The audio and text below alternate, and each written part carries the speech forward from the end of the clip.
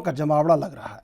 विपक्षी दलों की इस महाजुटान में कुल 15 दल शामिल हो रहे हैं। मुख्यमंत्री आवास पर होने जा रही इस बैठक में जनता दल यूनाइटेड के नीतीश कुमार, राष्ट्रीय जनता दल की ओर से तेजस्वी यादव, कांग्रेस अध्यक्ष मल्लिकार्जुन खड़गे और राहुल गांधी भी शामिल होंगे। सपा प्रमुख अखिलेश यादव, नेशनल कॉन्फ्रेंस के Omar Abdullah, Peoples Democratic Party की महबूबा मुफ्ती, शिवसेना यूबीटी के उद्धव ठाकरे, राष्ट्रवादी कांग्रेस पार्टी के प्रमुख शरद पवार, टीएमसी प्रमुख ममता बनर्जी भी बैठक में मौजूद रहेंगी। 2024 के चुनावों को लेकर बिहार के सीएम नीतीश कुमार जिस तरीके से विपक्ष को एक मंच पर लाने की कोशिश में जुटे हैं, उससे लगता है कि अगर नीतीश कुमार कामयाब हुए तो कहीं ना कहीं बीजेपी के लिए 2024 में चुनावों की नैया पार करना मुश्किल हो सकता है। अब मुश्किल कितनी होगी, नहीं होगी, महाजुटान कैसे होगा, ये अभी धीरे धीरे जैसे जैसे स्थितियां, तस्वीर साफ होती जाएगी वैसे होगा। विपक्ष की महाबैठक का बिगुल 2024 के चुनावों में सुनाई देगा या नहीं, ये बड़ा सवाल है।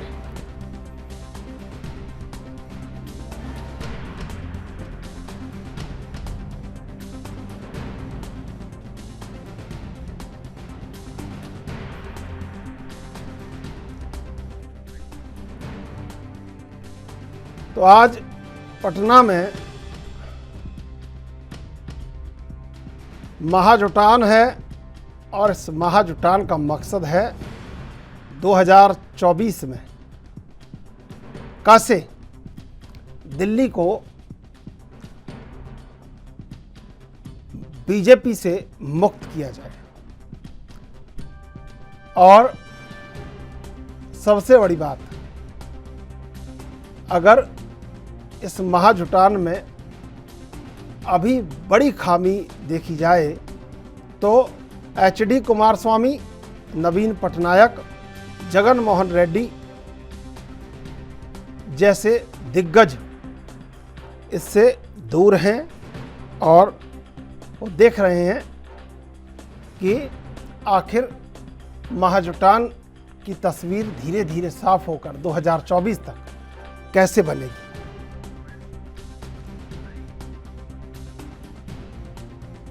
तो सब मिलके बीजेपी के खिलाफ लड़ना चाहते हैं और एक होकर इस बीजेपी सरकार को निकालने का हमारा सभी एक एजेंडा है। उसके तहत सभी लोग मिलके वो काम करने का है। तो वहाँ जाने के बाद सबकी राय एक अच्छी राय बनेगी और उसके बारे में हम पहले से ही कोशिश कर रहे हैं।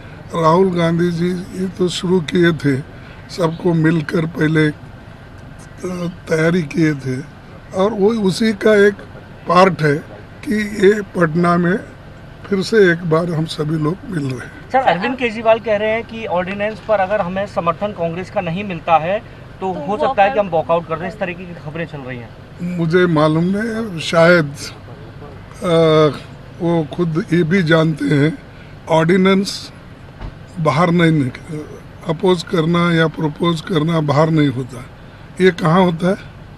पार्लियामेंट में होता है। जब पार्लियामेंट शुरू हो जाएगी या उससे पहले सभी पार्टी के लोग मिलके जो हमेशा तय करते हैं एजेंडा, किन किन बातों पे हम मिलके काम करना, किन बातों को छोड़ना, ये सारी चीज़ें शायद उनको मालूम है।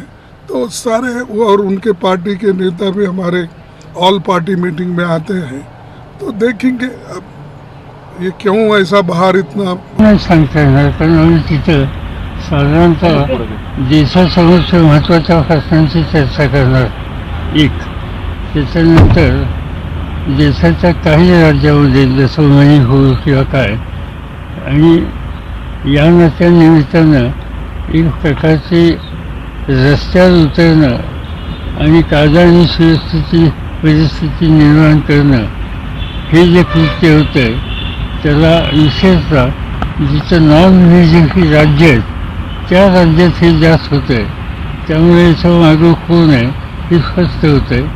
हे देशाचं जसं योग्य नाही, या सगळ्या गोष्टीच्या बाबतीत एकत्रित विचार करून पुढची लाईन ठरवावी एवढाच त्याचा विषय। बाकी काय जे अन्य राज्यातले लोक काही मुद्दे उपस्थित करण्याची शक्यता नाकारता येत नाही, पण ते मी आज सांगू शकत नाही. इतिहास गवाह है कि जब जब विपक्ष एकजुट हुआ है तत्कालीन केंद्र सरकार की चूलें हिल गई हैं, और बिहार तो इसका नज़ीर है कि 2014 में आदरणीय नरेंद्र मोदी जी को प्रचंड बहुमत आया, और 2015 में जब महागठबंधन चुनाव लड़ा, 52 सभा किया था आदरणीय नरेंद्र मोदी जी ने, और राजनीति की दुर्दशा का अध्याय बीजेपी का लिखा गया था. तो बिहार से तो इसकी शुरुआत अगर हो रही है तो उम्मीद तो यही की जाती है कि इतिहास फिर दोहराएगा. 2015 की स्थिति दिल्ली में बनेगी. बीजेपी जानना चाह रही है कि आप लोग का कैंडिडेट कौन है प्रधानमंत्री का? भारतीय जनता पार्टी को लगता है कि इतिहास भी भूल गए हैं मोदी चालीसा में. अरे भाई, मोरारजी देसाई, पीवी नरसिम्हा राव, डॉक्टर मनमोहन सिंह, इंद्र कुमार गुजराल, देवगौड़ा, प्रधानमंत्री के उम्मीदवार पहले से तय हो गया था क्या? प्रधानमंत्री तय हो जाएगा, पहले आपके राजनीति का डेथ वारंट जो है 2024 के चुनाव के लिए 23 जून को गैर भाजपा विपक्षी दलों की बैठक में जब सिग्नेचर हो जाएगा तब एहसास. कि 24 के लिए नीतीश बाबू बारात सजा रहे हैं पटना में. बारात में दुल्हा भी होता है ना, तो इस 24 की बारात का पटना का दुल्हा कौन है? ये तो समस्या है. सभी प्रधानमंत्री के दावेदार हैं, कुछ की इच्छा बाहर है, कुछ की इच्छा अंदर है. क्या नीतीश बाबू, क्या अरविंद केजरीवाल अपना एजेंडा चला रहे हैं? क्या राहुल गांधी तो वहीं हैं बैठे हुए पर्दे के पीछे? शरद पवार जी हैं और ममता जी हैं. तो देखो, ये स्वार्थी राजनीतिक तत्वों का 2 कारणों से जमावड़ा है: नरेंद्र मोदी जी का विरोध और अपनी कुर्सी को आगे बढ़ाना. हिंदुस्तान उससे आगे निकल गया है. अब हिंदुस्तान स्थायी सरकार खोजता है, और जब स्थायी पूर्ण बहुमत की सरकार आती है तो भारत का मान कितना बढ़ता है, यह मोदी जी की अमेरिका यात्रा में दिखाई पड़ रहा है कि आज स्ट्रैटेजिक सिक्योरिटी, स्ट्रैटेजिक दोस्ती सब हो रही है, क्योंकि भारत मोदी जी की अगुवाई में दुनिया की बड़ी आर्थिक ताकत, बड़ी सामरिक ताकत, बड़ा बाजार बन रहा है, और एक शांति का दूत भी बन रहा है. देखिए, एक चीज समझ लिए, एक दूसरे को टोपी पहना रहे और उससे अधिक कुछ है ही नहीं. भारत की राजनीति में ये ठग्स ऑफ गठबंधन है. ये पूरे हिंदुस्तान को मूर्ख बनाने का तैयारी कर रहे हैं. आप समझिए, कोई नीति सिद्धांत किसी का नहीं है, सारे भ्रष्टाचारी मिल रहे हैं, सब भ्रष्टाचार में लिप्त हैं. नीतीश कुमार जी को अपना मॉडल दिखाना चाहिए, सुल्तानगंज ले चल के मैं व्यवस्था कर देता हूं, किस तरह पुल ध्वस्त होता है ये भी दिखाना चाहिए नीतीश बाबू को. और इन लोग को पता ही नहीं है कि चेहरा कौन है, कौन आगे रहेगा, कौन पीछे रहेगा. ये सारे के मन में लड्डू फूटा है कि प्रधानमंत्री के उम्मीदवार बन जाए, इससे अधिक कुछ नहीं है. ये सारे लोग सपना देखने के लिए पटना आए हैं. क्या लग रहा है अरविंद केजरीवाल अपना एजेंडा फिक्स करके आया कि विपक्षी एकता की बात तो होगी, लेकिन सबसे पहले जो सेंट्रल गवर्नमेंट ने अमेंडमेंट लाया है सुप्रीम कोर्ट के आदेश के बाद, उसको लेकर के एकजुट होना पड़ेगा, राज्यसभा में गिराने के लिए तैयारी करनी होगी. कांग्रेस का रुख स्पष्ट नहीं है, इसको लेकर के उन्होंने एजेंडा सेट कर दिया. नहीं, केजरीवाल कौन है? ये भी तो भ्रष्टाचारी हैं. केजरीवाल ऐसे भ्रष्टाचारी हैं जो अन्ना की जी के द्वारा उत्पन्न हुए और अन्ना जी को ही धोखा दे दी. और केजरीवाल जी को जब ये पता है कि जो दिल्ली है ये यूनियन टेरिटरीज है, और यूनियन टेरिटरीज में केंद्र शासित होता है, उसका हिंदी का, और केंद्र शासित में ये चाहते हैं सरकार, वहाँ सरकार का पूरा एक्ट हो. अरे ये दुनिया के लोग आते हैं दिल्ली में. आप जैसे जोकर को यदि दिल्ली पूरी तरह संभालने दे दिया जाए तो पूरे देश में, दुनिया में क्या मैसेज आएगा? यही सबसे बड़ा अपने अपने आए जो लोग आए हैं सब अपने अपने टारगेट लेके आए हैं. हर आदमी को, हर आदमी से, हर पार्टी को, हर पार्टी से अलग अलग ग्रीवांसेस है. ममता जी चाहती हैं कि कोई उनके यहाँ नहीं लड़े, वो अकेले रहे. उधर कांग्रेस के लोग कहते हैं कि उन्हीं के नेताओं को ज़्यादा ममता बनर्जी जी के पार्टी के लोग किल कर रहे हैं, टारगेट कर रहे हैं। अरविंद केजरीवाल इसलिए बेचैन हैं कि उनको राज्यसभा में समर्थन चाहिए, ये जो दिल्ली प्रदेश पर जो ऑर्डिनेंस भारत सरकार ने लाई उसके खिलाफ। तो इसी तरह के हर आदमी को अपने अपनी लड़ाई है, अपने अपने पेट और डफली है। कोई एकत्रित होने के लिए नहीं आया है, सब अपने अपने आप को सीधा करने के लिए, एक दूसरे से साधने के लिए आए हैं। यह बड़ी बात है। क्या लगता है कांग्रेस वॉक ओवर दे देगी बंगाल में, पंजाब में, दिल्ली में, यूपी में नहीं लड़ेगी क्या? तो कांग्रेस लड़बे नहीं करेगी तो रहेगी कहाँ? कोई पार्टी जब चुनाव नहीं लड़ेगी तो कहाँ रहेगी? कांग्रेस पार्टी कहीं किसी को वॉक ओवर नहीं देने वाली है। ममता बनर्जी किसी के साथ नहीं होने वाली है, अरविंद केजरीवाल किसी के साथ नहीं होने वाले, ये कोई किसी के साथ नहीं। ये सांप नेवला की तरह है कि जब बाढ़ आता है तो एक ही टहनी पर दहते हैं और जब समतल पर आते हैं तो दोनों एक दूसरे पर अटैक करते हैं। ये नरेंद्र मोदी जी के डर से इतना भी जो बैठ रहे हैं, वो साहस किए हैं, वो नरेंद्र मोदी जी और भारतीय जनता पार्टी का जो बेब है उसके डर से किए, कोई किसी के साथ हो नहीं सकता है।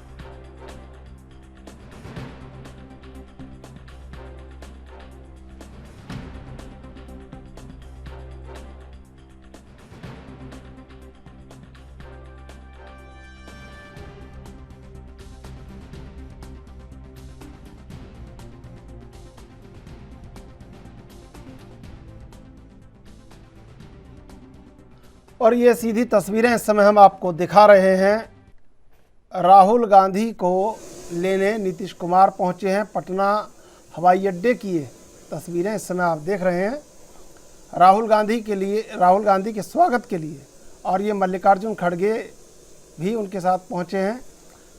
कांग्रेस के राष्ट्रीय अध्यक्ष मल्लिकार्जुन खड़गे और राहुल गांधी पटना पहुंच चुके हैं। ये सीधी तस्वीरें हम आपको दिखा रहे हैं 2024 की बिसात जमाने के लिए। राहुल गांधी, मल्लिकार्जुन खड़गे, पटना एयरपोर्ट की सीधी तस्वीरें हम इस समय आपको दिखा रहे हैं। महाजुटान पटना में हो रहा है। बिहार को आंदोलनों की धरती कहा जाता है। और ये राहुल गांधी,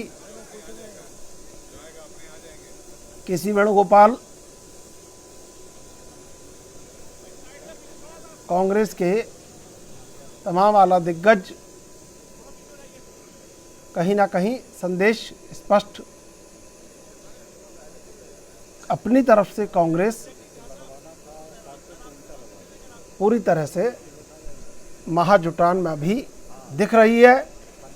और कर्नाटक और हिमाचल की जीत के बाद कांग्रेस के भीतर ऊर्जा का संचार भी हुआ है। और उसी के चलते कांग्रेस को लग रहा है कि 24 में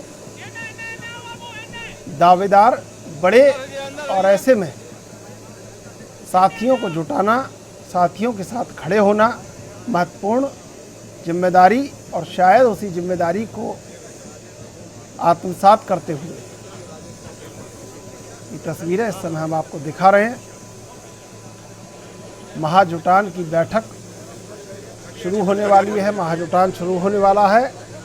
तमाम नेता कल पटना पहुंच गए थे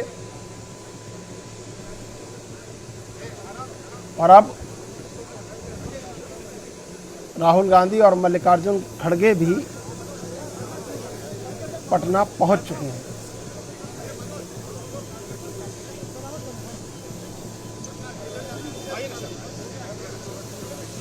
महाजुटान में क्या तय होगा और क्या नहीं होगा, लेकिन नीतीश कुमार ने सभी दलों को, प्रमुख दलों को, हालांकि HD कुमारस्वामी, जगन मोहन रेड्डी, नवीन पटनायक, KCR, अभी कामयाबी इनको बुलाने में नहीं मिली है, लेकिन उत्तर के गणित को उत्तर देने के लिए नीतीश कुमार कहीं ना कहीं पूरी तरीके से छत्रपों को लामबंद कर रहे हैं। अब छत्रपों की लामबंदी का असर जमीन पर कितना होगा 2024 में, ये देखने वाली बात होगी। और दरअसल सबसे बड़ी खामी इस महाजुटान की कि उत्तर प्रदेश में, जिसे पॉलिटिक्स का पावर हाउस कहा जाता है, अकेले अखिलेश के भरोसे बड़ा फेरबदल करने की जुगत महाजुटान लगा रहा है। तो क्या कामयाबी के लिए इतना बहुत है या अभी बहुत कुछ और करना बाकी है? सवाल बहुत सारे और जवाब के लिए सामने खड़ी बीजेपी एनडीए हर एक रणनीति को नेस्तनाबूद करने के लिए चाक चौबंद और पूरी तरह से सजग सतर्क। वैसे में सतर्क एनडीए के मुंह से कर्नाटक की तरह निवाला छीनने की ताकत कहें या किस्मत कहें, क्या 2024 में आम चुनाव में ये संभव है कि विपक्ष जनता को ये भरोसा दिला पाए कि एनडीए के विकल्प के रूप में या एक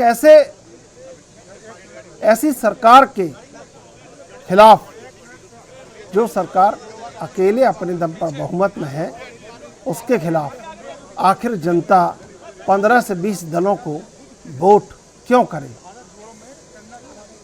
तो ये विश्वास जनता को दिलाना बहुत ज़रूरी है। और क्या छत्रप एकजुट होकर दिल्ली के साम्राज्य की नींव हिला पाएंगे? बड़ा सवाल ये भी।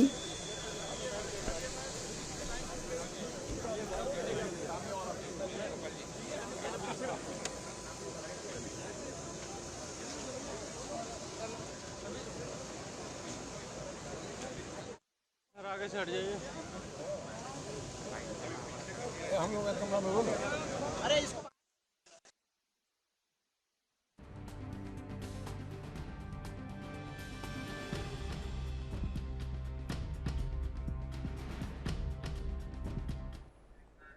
अभी लेंगे एक छोटा सा ब्रेक के बाद फिर हाजिर होंगे।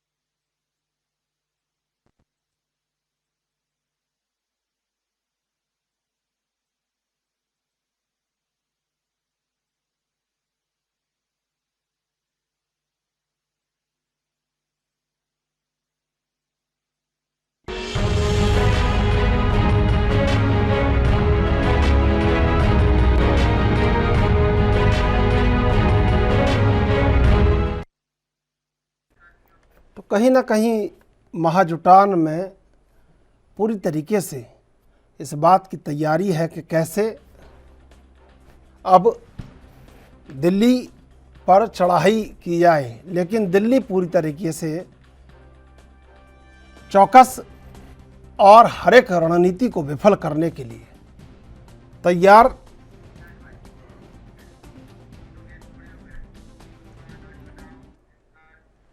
तो इसी मुद्दे पर चर्चा करेंगे। 3 मेहमान हमारे साथ जुड़े हुए हैं। मनोज लाल मनु, नेता जेडीयू, प्रदीप भटनागर, नेता भाजपा, इंदुकांत दीक्षित, वरिष्ठ पत्रकार। आप तीनों का स्वागत एनबी न्यूज पर। मनोज जी, क्या लग रहा है कि पूरी तरीके से पटना से रणनीति बनाई जा रही है, लेकिन कई लोग ऐसे हैं जो छूट गए हैं और कई लोग इस डर से आए हैं कि फ़ोन ना आ जाए, और कई लोग इसलिए आए हैं कि फ़ोन क्यों नहीं आया है। तो आधे लोग तो ऐसे हैं कि फ़ोन आ ना जाए और फ़ोन आया नहीं। तो क्या लग रहा है कि ऐसे में कैसे दिल्ली जीत पाएंगे? चंद्रशेखर जी, जो लोग भी आए हैं, सभी लोगों को नीतीश कुमार जी ने व्यक्तिगत रूप से भेंट की है, बात की है। जहां मुख्यमंत्री जी कतिपय कारणों से नहीं जा सके, वहां उप मुख्यमंत्री गए, उनसे बातचीत किए हैं और बहुत लोगों से भी बातचीत हुई है। बहुत लोग आए भी हैं, कुछ लोग नहीं भी आए हैं। तो जब भी कोई मोर्चा बनता है, जो कोई भी गठबंधन बनता है नए तरीके से, तो बहुत लोग आते भी हैं, बहुत लोग टूट भी जाते हैं। इसमें तो कहीं से कोई हम आपके बात तो कहीं से नहीं कर रहे हैं। और आज गठबंधन की ही राजनीति है। मैं अभी आपको सुन रहा था, आप बता रहे थे कि अकेले बीजेपी है। अकेले बीजेपी नहीं है, बीजेपी भी अपने तमाम दलों के साथ मिलकर चुनाव लड़ी थी, तब हुआ। तो अभी के डेट में तो गठबंधन की राजनीति अब संभव भी है। अकेले किसी से संभव भी नहीं है कि वो दिल्ली की राजनीति कर सके। भविष्य की बात मैं नहीं करना चाहता हूँ। तो मेरे हिसाब से कि कोई फोन पर किसी के कि फोन आ जाएगा या छूट गए या क्यों नहीं फोन आया, ऐसी कोई बातचीत नहीं है। सभी लोगों से मिलकर जिनको केंद्र सरकार के खिलाफ अगर एकजुट होना है तो आए हैं। और उसमें भी मैं आपको स्वीकार करता हूँ कि कहीं ना कहीं कुछ लोगों का हो सकता है कि इससे भी निकल जाए, कुछ लोग नए लोग भी आगे के बैठक में जुट जाए। तो सबसे बड़ी बात यह है कि कल तक जो राजनीतिक प्रेक्षक थे, जिस तरह से मीडिया ने इस बैठक को बारे में कवरेज किया था, इस तरह से बीजेपी के नेताओं ने कहा था कि कोई लोग नहीं जुटेंगे, अरविंद केजरीवाल नहीं आएंगे, ममता बनर्जी नहीं आएंगे, स्टालिन नहीं आएंगे। तो ये सब बातों पर तो एक तरह से रोक लगा। अब सभी लोग बैठे हैं और देश की राजनीति पर चर्चा होगी, तो उस पर अभी तो शुरुआत है। तो शुरुआत के बाद ही उस मुद्दे पर किन किन मुद्दों पर बातचीत होगी, इन मुद्दों की रणनीति तैयार होगी, उसके बाद आखिर देखा जाएगा। और कई लोग भी हैं, बातचीत हुई है, वो लोग भी नजर उठाकर देख रहे हैं कि लोगों की कितनी मजबूती होती है। तो और नए दल भी लोग भी इसमें शामिल होंगे। नहीं लगे रहिए, आप जुटे रहिए, देखिए कुछ हो जाए। प्रदीप भटनागर जी, प्रयास तो करना ही है। नहीं करिए प्रयास करिए, लेकिन वहाँ जो दिल्ली में बैठे हैं ना, वो लोग सब समझते हैं, जानते हैं कि कैसे रणनीति को विफल करना है। दिल्ली के लोगों से कोई मतलब नहीं ना है चंद्रशेखर जी, जनता के लोगों से मतलब है ना। पहले तो देखिए ना, पहले आपके आरसीपी सिंह को तोड़ दिया, फिर आप तो समझ रहे हैं ना, बहुत सारे लोग तोड़ दिए। तो अब ये सब अमचे चमचे बेलचे रहते हैं। तो इन लोगों से किसी पार्टी के ऊपर प्रभाव नहीं पड़ता है। भाजपा के भी कई लोग छोड़ के निकल गए तो भाजपा समाप्त हो गई क्या? कांग्रेस के भी कई लोग निकल के चले गए तो कांग्रेस समाप्त हो गई क्या? कांग्रेस के कई लोगों को भाजपा ले लिया है तो समाप्त हो गई क्या? ऐसी बात नहीं है, ये सब चलते रहता है। ठीक है, पार्टी पार्टी का जो नेतृत्व होता है, नेतृत्व के प्रति लोग रहते हैं, नेता के प्रति लोग नहीं रहते। ठीक है प्रदीप भटनागर जी, उत्तर में तो आप मजबूत हैं और उत्तर में महाजुटान भी हो रहा है, लेकिन दक्षिण में सेंध ना आप लगा पा रहे हैं और ना महाजुटान लगा पा रहा है। क्या लगता है कि दक्षिण में कैसे सेंध लगेगी, या दक्षिण अपनी अलग राजनीति लेके चल रहा है? ना वहाँ पे HD कुमारस्वामी है, ना वहाँ जगन मोहन रेड्डी हैं, और ना वहाँ पे तमाम बहुत सारे लोग हैं, नवीन पटनायक भी नहीं है। तो दक्षिण में सेंध नहीं लग पा रही है। महाजुटान की भी विफलता है और बीजेपी के लिए भी यक्ष प्रश्न है।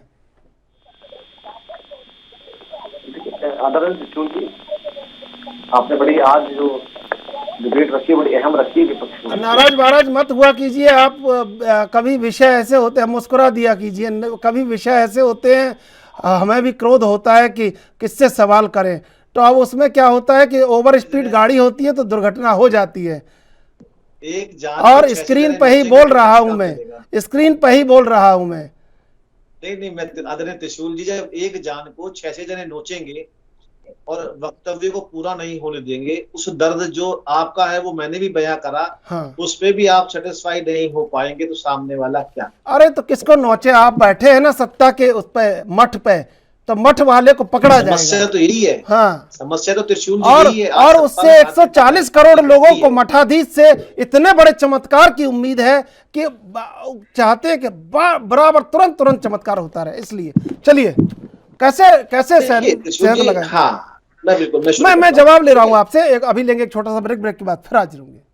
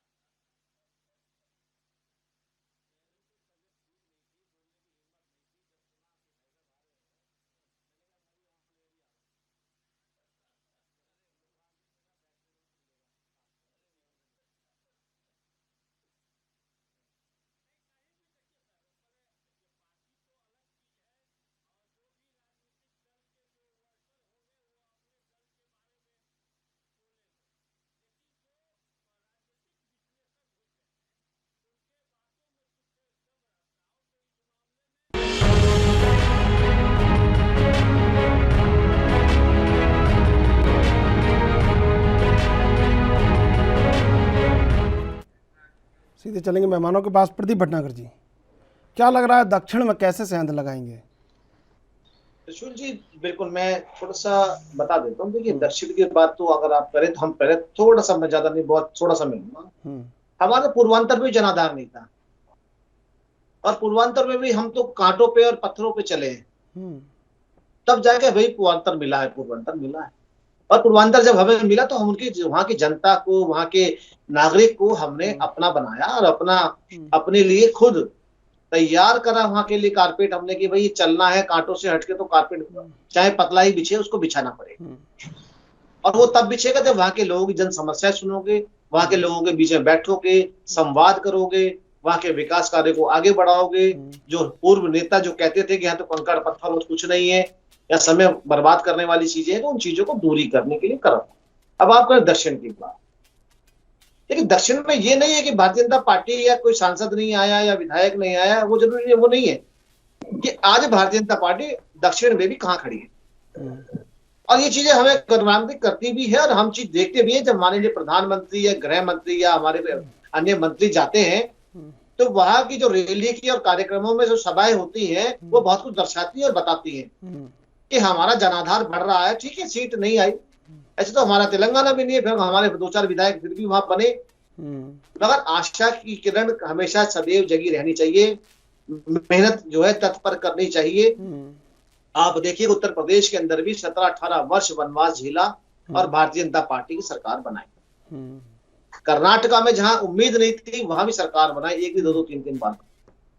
भारतीय जनता पार्टी ने मेहनत करी है कि ये यूट्यूब या इंस्टाग्राम पे चलने वाली पार्टी नहीं है, ये जनता संवाद करने वाली पार्टी। ठीक है। आज कोई भी मंत्री हमारे जो भारतीय जनता पार्टी के सरकार में जितने भी मंत्री हैं, कैबिनेट मंत्री हैं, राज्य मंत्री हैं, आज वो हर राज्य के अंदर जाके हर जगह जाके उन विकास कार्यों की गणना करते हैं कि आपने क्या किया और कितना समय लगा। क्योंकि आज जो है अगर आपको मंत्री बनना है या मंत्री पद पे रहना है तो आपको अपना काम कर्तव्यपूर्ण करना पड़ेगा, आपका रिपोर्ट कार्ड देना पड़ेगा। ठीक है कि आपने क्या किया। और उसका बहुत से उदाहरण है, हम आपने लोगों ने देखा, हमारे पूर्व मंत्रियों को, जो मंत्रीगण थे उनको भी देखा, सांसदों को भी देखा। ये नहीं है कि सीट आपको जो है सत्ता में ही आप सत्ता के लोभी बन जाओ और सत्ता में ही बैठना है, नहीं, आपको मंत्री बनना है। अगर आप आए हो जनता सेवा के लिए, जननायक बनना चाहते हो जनता के बीच, तो आपको कार्य करना पड़ेगा। और वो दिन दूर नहीं आते त्रिशूल जी कि हम आप दक्षिण में ही बहुत मजबूती से बैठे होंगे।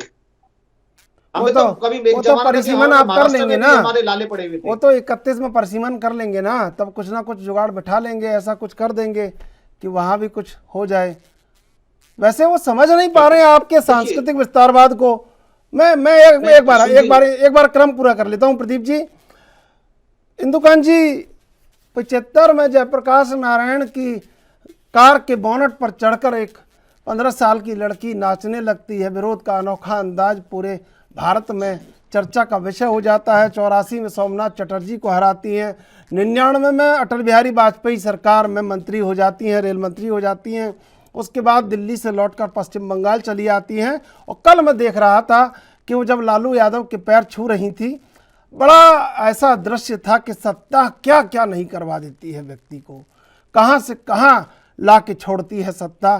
तो क्या लग रहा है कि ऐसे पैर छूने से और ऐसे विनम्र होने से प्रधानमंत्री बना जा सकता है, या ये कोई और नई सियासी ट्रिक है? नमस्कार चंद्रशेखर जी। जी, प्रदीप भटनागर जी को और मनोज जी को भी मेरा नमस्कार। बहुत ही अच्छा आपने, ये तो दोनों हाथ जोड़ के नमस्कार कर रहे हैं कि ये बस ठीक है। ये देखिए, मैं तो ये मानता हूं, आपने कहा तो मैं भी जोड़ लेता हूं, मैं मानता हूं ये तो विनयशीलता और अपनी संस्कृति है, भारत की सनातन संस्कृति, उसकी पहचान है जी। देखिए, जो ममता बनर्जी जी के बारे में आपने जिक्र किया, वो स्पष्ट तौर पे उनकी जो अपनी एक राजनीतिक समझ है, जो उनकी राजनीति रही है पूरे जीवन की, ये उसका रिफ्लेक्शन है। जो कल जिस तरह से माननीय लालू जी का वो चरण छू करके प्रणाम कर रही थी, आपको ध्यान होगा कि ऐसे ही उनके संबंध थे वाजपेयी जी से भी, ऐसे ही उनके संबंध थे तमाम वरिष्ठ नेताओं से, उन जिन नेताओं को आज वो गालियां देती हैं। तो एक माना जाता है कि भारतीय राजनीति में जिन लोगों का ऐसा राजनीतिक चरित्र रहा है, जो कब नाराज, क्षणे रुष्ट क्षणे तुष्ट। आपको ध्यान होगा कि किस तरह से लोकसभा में वो किस तरह से चीख चीख कर जिन बातों को कहती थी, आज उन बातों के खिलाफ खुद खड़ी हैं। तो ऐसे राजनीतिक चरित्र के बारे में ज्यादा कुछ कहने की आवश्यकता नहीं है। मुख्य बात यह है, मैं दो बातें रखना चाहता हूं आज की बैठक के बारे में। एक तो देखिए, कल अमेरिका में जिस तरह का state visit prime minister Narendra Modi का रहा, जिसके चलते पूरे देश ही नहीं पूरे विश्व में जो भारतीय समाज के लोग हैं, भारतीय लोग हैं, मैं मानता हूं कि निश्चित तौर पे मनोज लाल दास मनु जी को भी बहुत गौरव का अनुभव हुआ होगा। तो ये एक ऐसा कालखंड है, ऐसा समय है कि वास्तव में 12 जून की तिथि तो ठीक थी, लेकिन जो 23 जून की तिथि बाय डिफॉल्ट जैसे भी तय हो गई, इसके ठीक पीछे प्राइम मिनिस्टर की अमेरिका की ये विजिट, जिसमें पूरा देश गौरवान्वित कर रहा है उनकी यात्रा में जो जो चीजें हुई हैं, जो चीजें हो रही हैं। और 25 तारीख को इमरजेंसी की डेट है, जिसका सब कुछ तय हो गया था। 23 को 24 की रात को फखरुद्दीन अली अहमद को जगाकर उस पर साइन कराया गया था। आज उन्हीं जयप्रकाश नारायण के शिष्य, उसी आंदोलन से पैदा हुए नीतीश कुमार, जब आप दिखा रहे थे कि एयरपोर्ट पर रेड कारपेट वेलकम कर रहे थे खड़गे साहब को, राहुल गांधी को, उनकी पूरी टीम को जो स्पेशल प्लेन से पहुंचे हैं, तो वो 1975 का जो दिन था, जो इमरजेंसी लागू होने का 25 जून, और ये आप देखिए क्या एंटी क्लाइमेक्स है। अब जनता देखिए, सब कुछ ये पब्लिक है, सब कुछ जानती है। उसने देखा 25 जून 1975, उसने भुगते वो इमरजेंसी के कठिन समय को। जो नेता जेल में थे, जेल में उनकी कितनी ठुकाई पिटाई हुई, वो आज उनको ठोकने वालों को जो है वो रेड कारपेट वेलकम दे रहे हैं। तो ये होती है सत्ता। और एक तरफ देश की पताका को इतना ऊपर करने वाले प्राइम मिनिस्टर नरेंद्र मोदी और उनकी पार्टी, और एक तरफ कल किस तरह से आपने देखा कि आने के पहले पटना अरविंद केजरीवाल किस तरह से बार्गेनिंग करने की कोशिश कर रहे थे। अपने सबसे बड़े सिपहसालार संजय सिंह को मैदान में उतार के उन्होंने कहा कि अगर कांग्रेस आज शाम तक घोषणा नहीं करती है तो हम बायकॉट करेंगे। क्या बायकॉट किया उन्होंने? उनको तो मैं नौटंकी पार्टी मानता हूं वास्तव में। अरे कोई आया होगा फोन, आजकल तुरंत घंटियां बज जाती हैं, ऐसा नहीं ऐसे हो सकता है, ऐसे हो सकता है। लेकिन इसमें एक जीतन राम मांझी को भी तो फोन आ गया। इसमें एक दूसरा पक्ष भी, ठीक कहा आपने, इसमें एक दूसरा पक्ष भी है।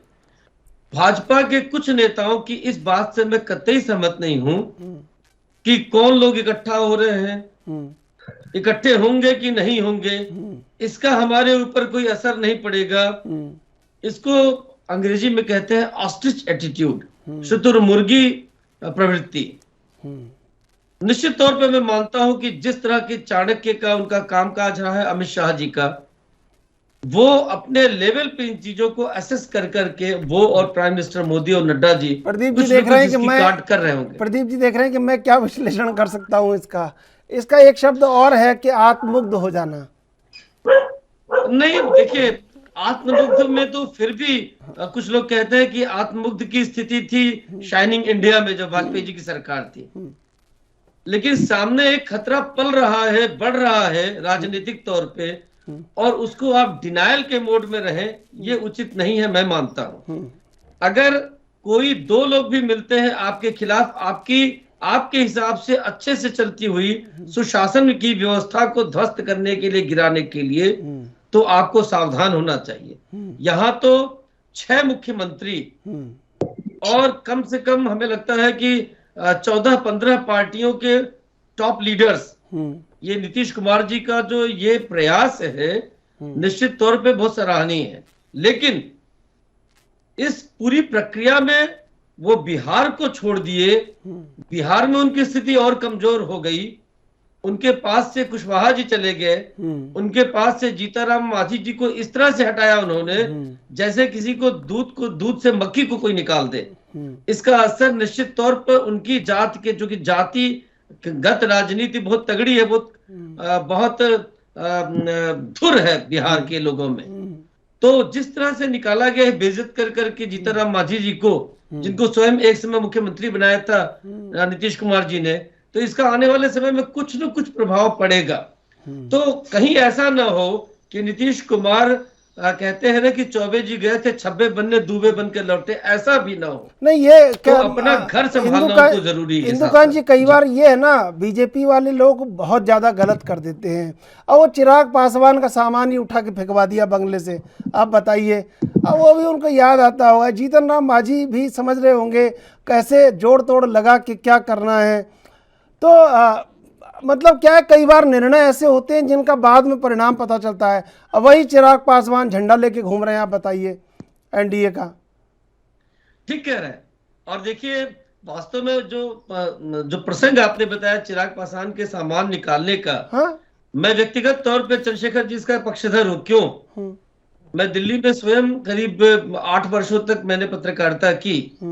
तो तमाम वरिष्ठ पत्रकार भी जिनको कोई सरकारी बंगला मिल जाता था, वो अपने लिए और अपने बाद अपने पुत्रों के लिए उसकी व्यवस्था करने की व्यवस्था में लग जाते थे। और ये तमाम राज्यों में होता है। मध्य प्रदेश चले जाइए, पंजाब चले जाइए, हरियाणा चले जाइए।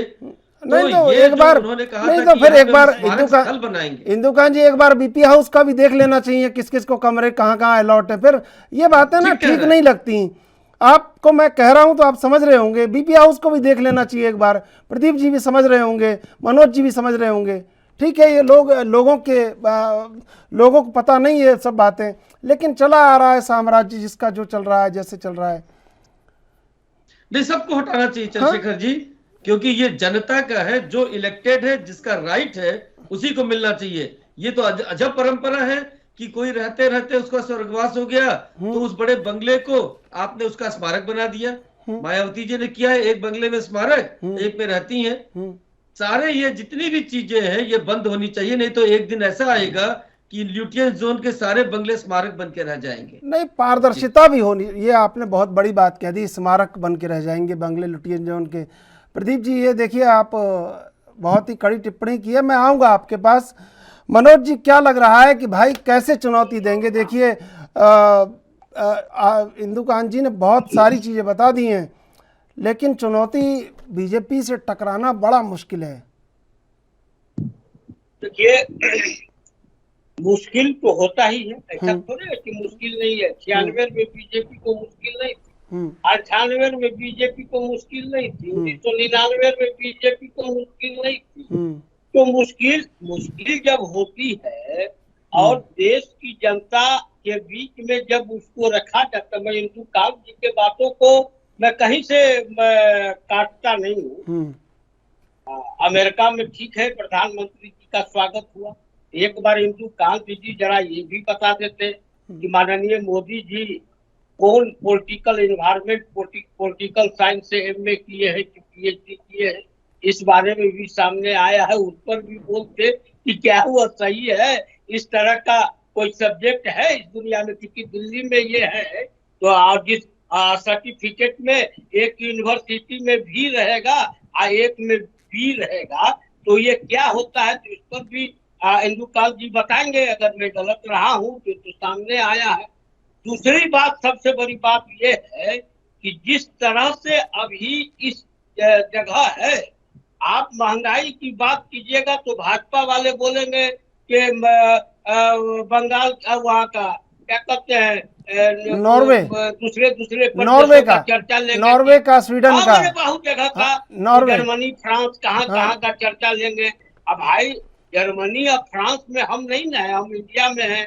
अगर बहुत महंगाई कांग्रेस के शासन काल में हुई थी, सब जगह अव्यवस्था थी, अगर भ्रष्टाचार की बात थी, तब न देश की जनता आपको दी और आप तो उस पर चले गए। सुखराम जी क्या थे, जिसके लिए भाजपा ने पूरे कई महीनों तक संसद को बंद करके रखा? वही सुखराम भाजपा के उप मुख्यमंत्री।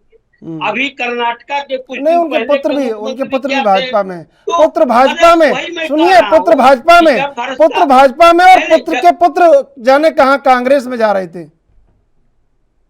वही बात कर रहा हूँ। आसाम के मुख्यमंत्री जी के बारे में क्या रहा है बीजेपी की सोच, आवाज वो कहाँ है?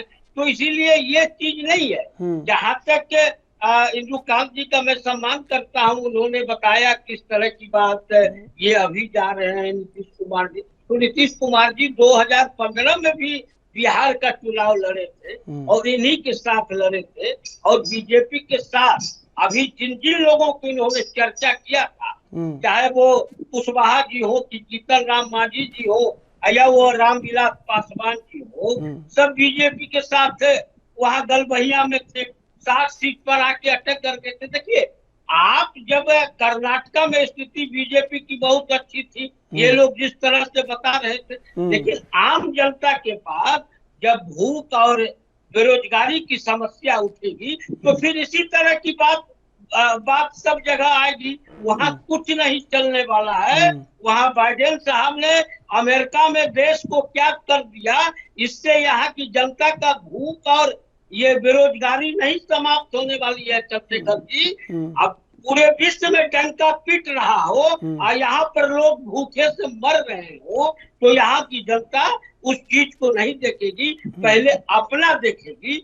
तो यही चीज है। अरे मैं ये नहीं कहता हूँ, अरे भाई चंद्रशेखर जी एक मिनट, मैं आपको ये भी नहीं कहता हूँ कि जो गठबंधन बन रही है, जहाँ लोग सामने बैठ रहे हैं, बहुत तरह के मामला है। कोई मैं इस गठबंधन को से हम बीजेपी को परास्त कर देंगे, मैं इसकी बात भी नहीं कर रहा हूँ। लेकिन जब उनके खिलाफ जब एक सशक्त विपक्ष अगर सब जगह खड़ा हो जाएगा तो वो ऑटोमेटिक है कि हार जाएंगे। इस चीज को हिंदू जी भी जानते हैं। ठीक है, तो ऐसा अब कोई ठीक बात है, नहीं अब है। सुन लीजिए, बहुत सारे जवाब प्रदीप भटनागर जी के पास हैं। वहाँ बहुत सारे लोग निपटाने थे भाई। एलन मस्क, जैक डोर्सी बोल रहा था, जॉर्ज सोरोस को भी निपटाना था, बहुत सारे काम थे। आप समझ नहीं रहे, एक दो काम थोड़ी थे। प्रदीप जी, देखिए त्रिशूल जी, मैं इन्हें बता देता हूँ, आज इनके जो बिहार पटना के अंदर आज जितने विपक्षी नेता और मैं कहता हूँ जो राज्यों का नेतृत्व करते हैं वो भी एकत्रित हो गए। क्या उस मंच पे खड़े होकर बताएंगे कि हमने अपने राज्य में ये उन्नति करके दिखाई है, हमने अपने राज्यों के अंदर ये विकास करा और अपने राज्यों में ये महंगाई कम करी? क्या आज पटना के मंच पे खड़े होकर बोलेंगे और पूरा भारत का मीडिया दिखाएगा कि देखिए केंद्र सरकार ने जो नहीं करा वो राज्य सरकारों ने करके दिखाया? कोई मिसाल कुछ दिखा करके दिखाएंगे क्या कि हमने एक भारत श्रेष्ठ भारत के लिए क्या करा? केंद्र सरकार अगर महंगाई के लिए नहीं कर पाई तो राज्य सरकारों ने उसको आगे बढ़कर करा, पहले कदम बढ़ाया करा। मगर ये सब चीजें कोई नहीं बोलेगा। सब के सब विपक्ष में बैठना चाहते हैं, चाहे मुख्य राज्यों के मुख्यमंत्री क्यों ना हो, ये विपक्ष में तो बैठना चाहते हैं। मगर अपनी उपलब्धियां, अपनी कार्यशैली, अपनी मजबूती, अपने राज्यों का समस्या, अपने राज्यों की बढ़ोतरी, अपने राज्यों का उद्योग और एक गरीब तक की, नीचे तक की बात करना कोई नहीं चाहता। आज जितने दल आ रहे हैं वहां पे पटना के अंदर, देखिए साहब, कोई इसमें स्वच्छ नहीं है, कोई सब पे मामला चल रहा है। चाहे नीतीश जी की बता रहे 2015 में नीतीश जी जितनी बार मुख्यमंत्री बने वो भारतीय जनता पार्टी कंधे पे बैठ के बने, अपने बल पे नहीं बने। अगर नीतीश जी के अगर हमें भी अगर करने होते चाटुकारिता तो हम सत्ता में होते।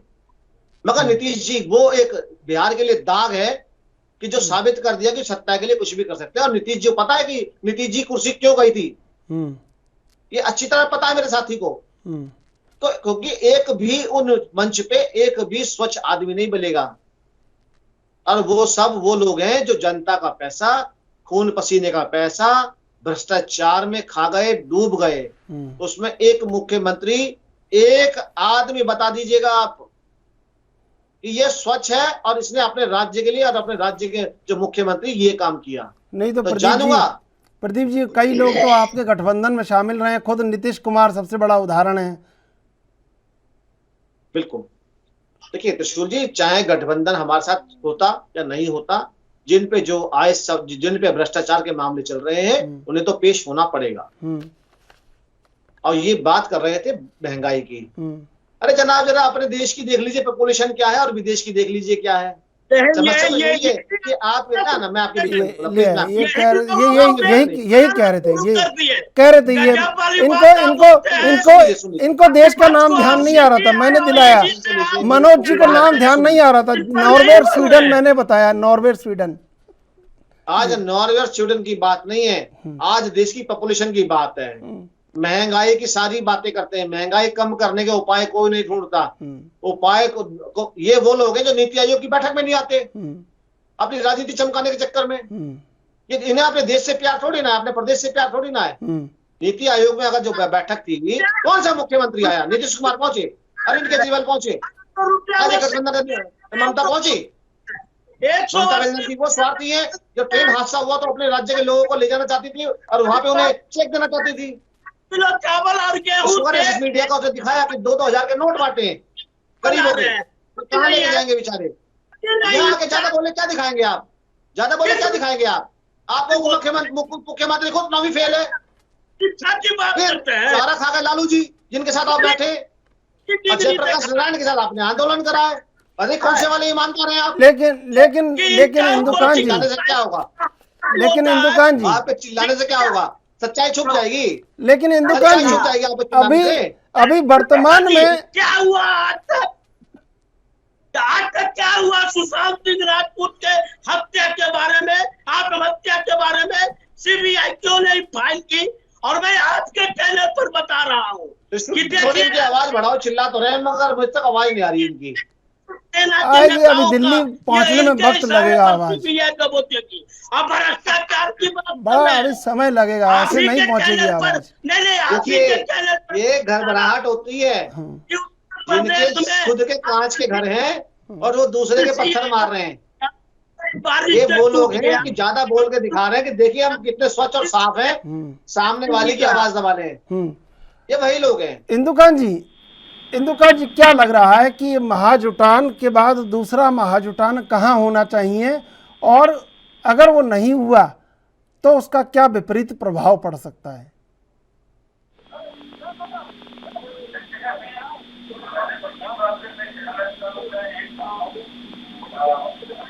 सीपी जैसे लोग, कई नेता हैं, आते जाते रहते हैं, इससे फर्क नहीं पड़ता है।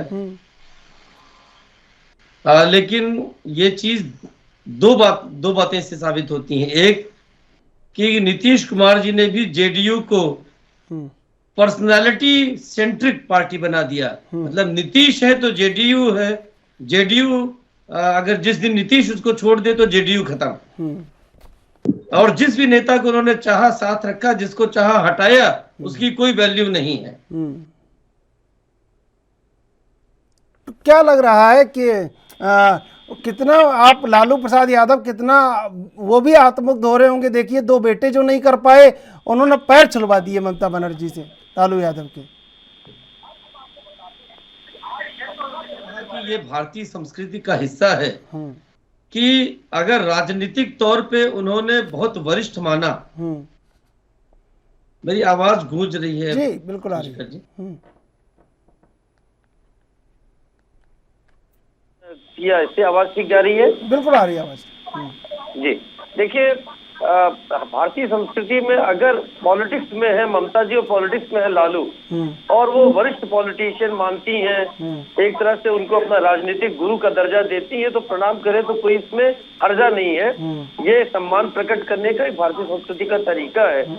तो उस पर न टिप्पणी करके मैं 1-2 बातें उठाना चाहता हूँ। जैसे उन्होंने कहा मनु जी ने कि तर्कों के आधार पे बात किया जाए। बाइडेन के पास स्वागत होने से प्राइम मिनिस्टर मोदी के किसी को रोजी रोटी नहीं मिल जाएगा, उन्होंने कहा। नहीं मनु जी, बाइडेन जी के पास स्वागत जो हुआ उसके साथ डील हुई अपने सेमीकंडक्टर चिप्स बनाने की, जो गुजरात में उसकी फैक्ट्री लगेगी। डील हुई HAL के साथ मिलकर के तेजस के लिए इंजन बनाने के लिए, उसकी डील साइन हुई, अरबों डॉलर के निवेश किया जाएगा। डील हुई ये महाजुटान की सीधी तस्वीर हम आपको दिखा रहे हैं इस समय। महाजुटान बैठक शुरू हो चुकी है, सीधी तस्वीरें आपको दिखा रहे हैं इस समय हम। कांग्रेस प्रेसिडेंट का ऐतिहासिक स्वागत और अभिनंदन करने का फैसला लिया। समय कम है, इसलिए मैं यहीं अपनी बात समाप्त करता हूं और जिन नेताओं का नाम नहीं लिया उनसे क्षमा मांगता हूं। हम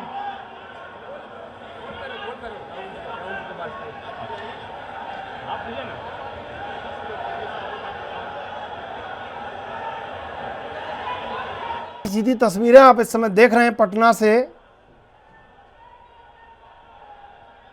विपक्ष का जमावड़ा 24 में एनडीए के खिलाफ पहला जमावड़ा ये हो रहा है। मल्लिकार्जुन खड़गे, राहुल गांधी, महबूबा मुफ्ती।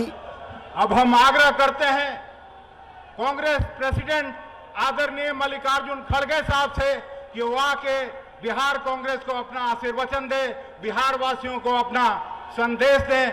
हम एक बार फिर से नारा लगा दीजिए, कांग्रेस पार्टी जिंदाबाद, मल्लिकार्जुन खड़गे जिंदाबाद, राहुल गांधी।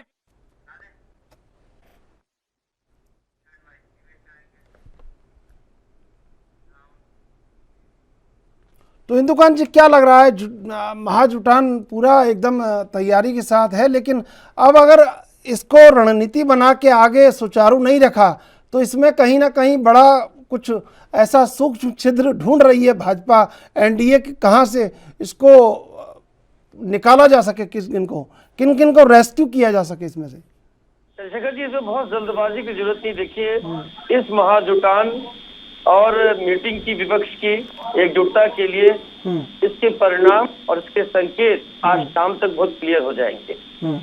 अरविंद केजरीवाल और बाकी पार्टियों का क्या रुख रहता है ये साफ हो जाएगा।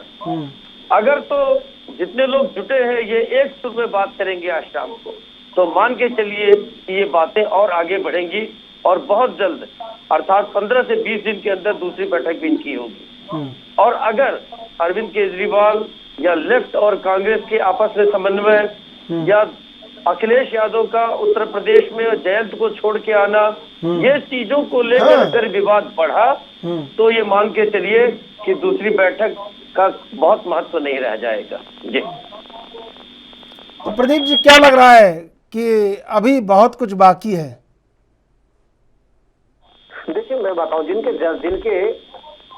जनाधार खत्म हो जाते हैं ना, वो लोग जनाधार ढूंढने के लिए कुछ ना कुछ तो करेंगे ही। आज देश की जनता को जनाधार से मतलब नहीं है, उसे मतलब है कि तुमने मेरे लिए क्या किया। आज जनता देखती है कि तुमने मेरे लिए क्या किया, मेरे राज्य के लिए क्या करा, मेरे देश के लिए क्या करा।